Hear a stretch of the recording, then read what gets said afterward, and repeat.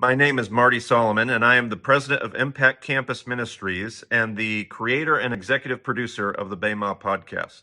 We are, for our verse of the day, in the middle of a series on the great I am statements, and our next I am statement comes out of John chapter 15. I'm going to be reading verses 4 and 5 out of the NIV translation.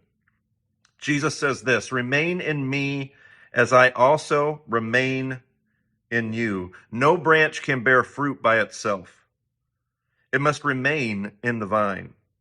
Neither can you bear fruit unless you remain in me. I am the vine. You are the branches. If you remain in me and I in you, you will bear much fruit. Apart from me, you can do nothing." I think of these verses, and I've often heard people talk about God's part, my part, and their part.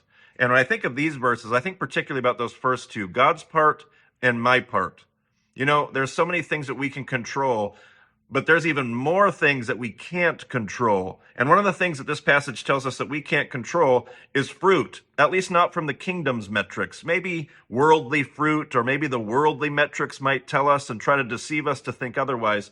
But you and I can't control the kind of fruit that God wants to bear in our lives. God bears the fruit. And in fact, apart from Jesus, we can't bear any kingdom fruit of any value, is what he tells us. And so I think the call that I think of today, as I think and reflect on these verses, is that we might go and focus on the one thing that we can control, remaining in the vine, abiding in Jesus. Would you go today? Would you focus on today or tomorrow morning? Will you create some space for God, and he'll fill it and he'll bear the fruit?